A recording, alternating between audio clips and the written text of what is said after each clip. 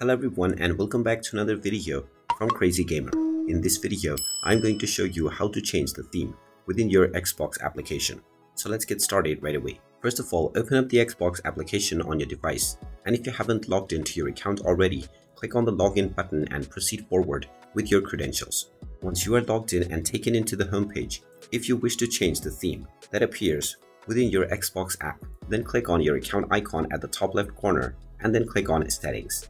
You will now be taken into your settings page, on which you will see the edit button at the right side of your Microsoft account. Click on this button and now you will be taken into your profile where you will see the customize profile button. Go ahead and click on this, and now you will be able to choose from the various different themes that are available for the Xbox app. Just click on whichever theme you would like to set for the application and you will find the preview in the background.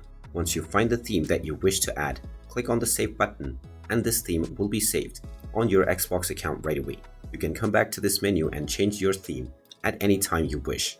And there you have it. That is how easy it is to change the theme within the Xbox app.